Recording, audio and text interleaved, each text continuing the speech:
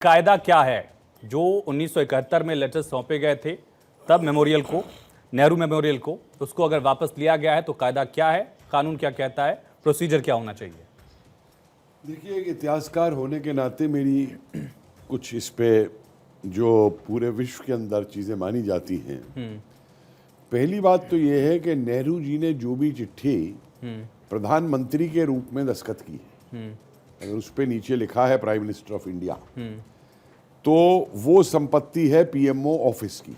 ठीक है, वो संपत्ति किसी निजी पार्टी या परिवार की नहीं हो सकती। मतलब वो राष्ट्रीय धरोहर है, डॉक्यूमेंटेड है। वो राष्ट्रीय धरोहर है और उसके लिए रूल्स बने हुए हैं। जैसे अभी मैं संजय दीक्षित जी को सुन रहा था, संदीप दीक्षित, संदीप दीक्षित जी, बड़ी अजीब बात इन्होंने कही कि रोज का ट्विटर दिखा दीजिए, वो दिखा दीजिए। अरे भाई, कानून बने हुए हैं कि कौन सी फाइल कब डिक्लासिफाई की जाएगी, कब लोगों को दिखाई जाएगी, कितने वर्ष की मियाद होगी उसके अंदर। कुछ 30 वर्ष बाद होती है, कुछ 50 वर्ष बाद होती है, वो खोली जाती है उस तरीके से। और ये जो प्रक्रिया शुरू हुई है ये 2008 की नहीं है।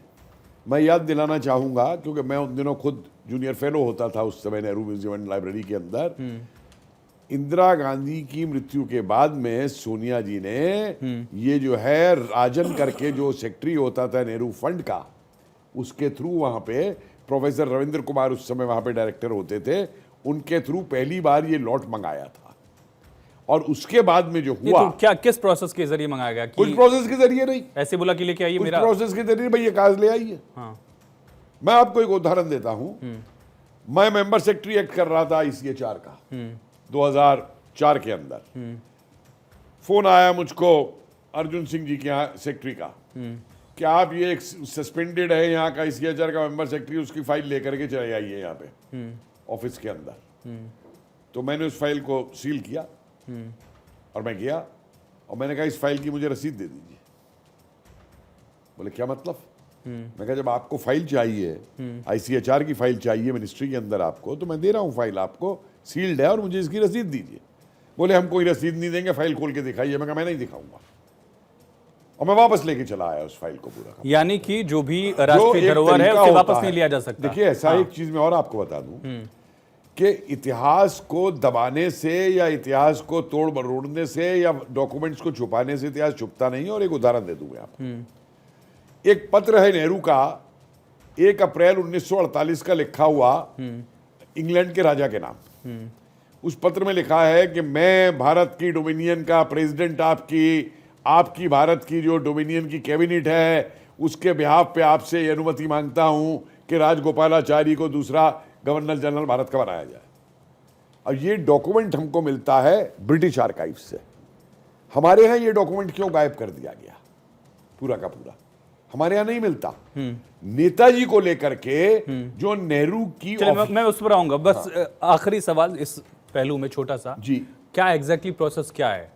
क्या वो गांधी परिवार की मिल्कियत थी या पब्लिक प्रॉपर्टी थी? ये देखिए, मैंने बताया, अगर नेहरू जी ने कोई पत्र खाली जवाहरलाल नेहरू करके लिखा हो किसी को, प्रधानमंत्री रहते हुए जवाहरलाल नेहरू ने जो लेटर्स लिखे थे उन लेटर्स को वापस लेने का बीजेपी की तरफ से आरोप लगाया गया। पीएम मेमोरियल के एक सदस्य ने भी बाकायदा इसको लेकर जानकारी दी और उसी पर पूरा सियासी मुद्दा यहां पर बनता हुआ दिख रहा है। और अजय जी भी हमारे साथ जुड़ चुके हैं। जी, सवाल वही है कि आखिर ऐसा था क्या, लेटर्स वापस लिया गया क्यों? मुझसे पूछ रहे हैं? जी आपसे।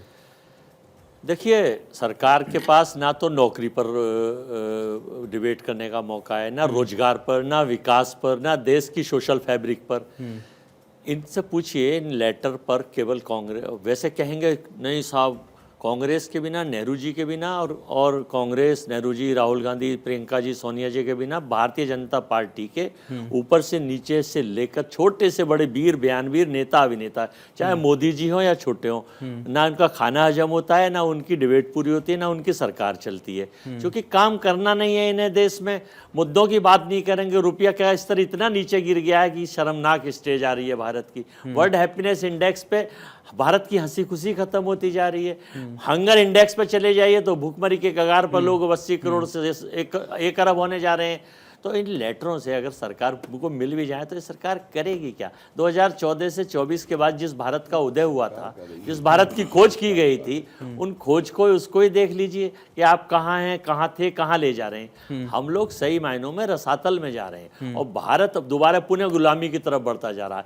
पहले भारत अंग्रेजों का गुलाम था, अब अडानी साहब का गुलाम हो गया है भारत। लेटर्स वापस लिए गए क्या? मैं ये पूछ रहा हूँ। नहीं, मैं कह रहा हूँ अब अडानी साहब का गुलाम हो गया है भारत। मैं क्या पूछ रहा हूँ अजय जी, लेटर्स वापस लिए गए क्या? अरे भैया, ले भी लिए या नहीं लिए ये मुद्दा ही नहीं है। इनका यूज क्या है मुझे बताइए। नहीं, या तो लिए गए या तो नहीं लिए गए होंगे, और लिया गया तो कैसे लिया गया, वही इसका पूछ रहा हूँ। यूज क्या है मुझे बताइए, भारत के विकास में या क्या क्योंकि योगदान वो है? प्राइवेट प्रॉपर्टी नहीं रह गई, क्योंकि उन्होंने बतौर प्रधानमंत्री लिखा था, यही कहा जा रहा है। नहीं, इसमें अगर वो लिए गए या ना लिए गए, मुझे ये तो बताइए कि इसका यूज क्या है इस वक्त। आप रोजगार की बात करिए, आप भारत के विकास की बात करिए, भारत के हालात क्या है की सौरभ बात जी, करिए। बताइए। हर बार नेहरू नेहरू नेहरू, कब तक नेहरू? देखिए, एक बात समझ लीजिए, आपकी जो प्रधानमंत्री का पद है वो जो है वो कोई ऐसा पद नहीं है कि व्यक्तिगत रूप से आप कुछ भी उसमें कार्य करें और वो जो है समाज के सामने नहीं आना चाहिए।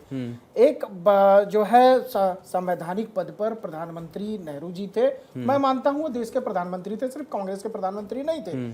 तो उन्होंने जो जो कार्य किए उस वक्त, क्योंकि उन्होंने जो चाहे वो कहा जाता है कि 2-2 महीने टूर पर बाहर रहते थे, वो यात्राएं भी उनकी जो है वो सरकारी खर्च पे होती थी, तमाम सुख सुविधाएं भी उनको जो है सरकारी खर्च पे मिली थी।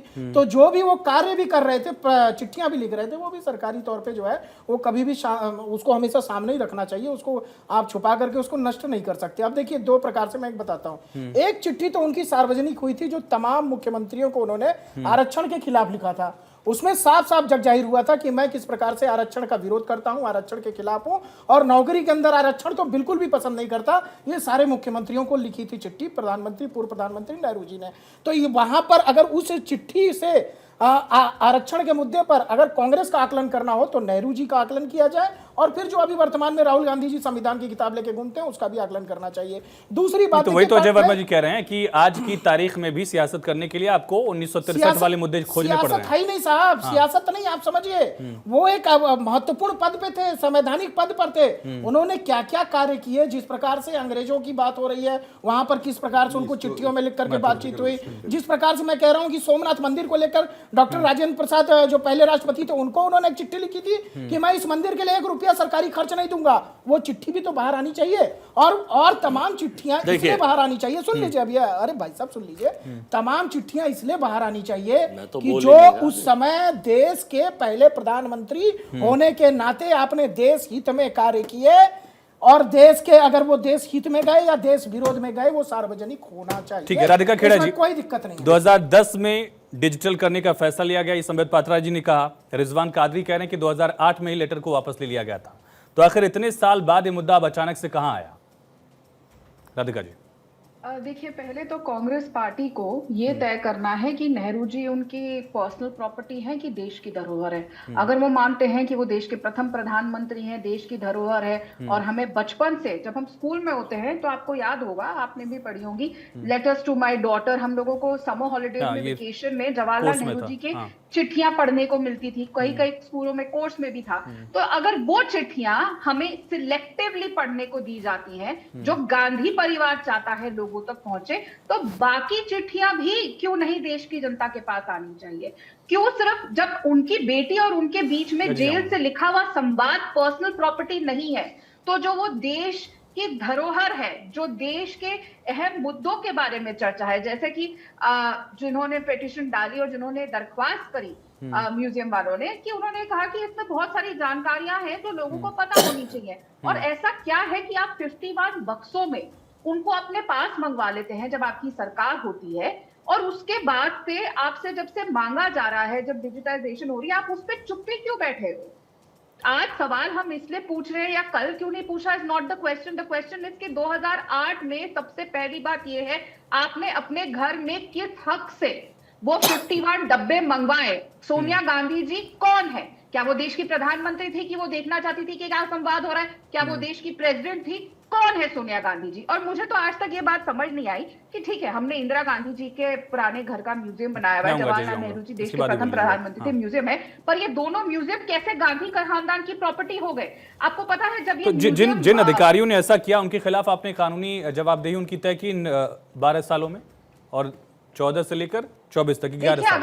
अगर आप मुझसे ये सवाल कर रहे हैं कि उनके खिलाफ कानूनी कार्रवाई, तो सबसे पहले तो कानूनी कार्रवाई 2008 में जिस महिला ने वो मंगवाई उनके ऊपर करी जानी चाहिए, क्योंकि हम जानते हैं कि किस तरीके से तानाशाह रूल रहा है इनका। ये लोग वो है जिन्होंने इस देश में इमरजेंसी लगाई थी, और जब ये जवाहरलाल नेहरू जी के 3 मूर्ति वाले घर को, उस म्यूजियम को अपनी पर्सनल प्रॉपर्टी मानते हैं, इंदिरा जी का जो म्यूजियम है उसको अपनी पर्सनल प्रॉपर्टी मानते हैं, और इतने हद तक कि जहां पे जवाहरलाल नेहरू जी का पहला घर ठीक है, था, जहां पे ये म्यूजियम है, ठीक, सुनिएगा मेरी बात, मैं सबसे आखिर तक इंतजार कर रही हूँ और सबने बहुत लंबा लंबा बोला है, तो बीच में टोकिएगा मत। जिस घर में ये म्यूजियम बना था वहां पे एक हिस्सा था जहां पे सब्जियां उगाई जाती थी, और मैं बता रही हूँ क्योंकि हम जब वहां पे जाते थे, वहां पे लाइब्रेरी इस्तेमाल करते थे, तो एक एरिया था जहाँ पे सब्जियां उगाई जाती थी, और जब हम पूछते थे ये सब्जियां गार्डनर से कि किसके लिए उगाई जा रही है, अलग अलग ऑर्गेनिक इंपोर्टेड सब्जियां जो यहाँ पे अधिकतर उगती नहीं थी उनको उगाया जाता था, तो पूछते थे किसके लिए है, तो कहते थे ये गांधी परिवार के घर जाती है। वो म्यूजियम देश की धरोहर था, क्योंकि देश के प्रथम प्रधानमंत्री का घर था।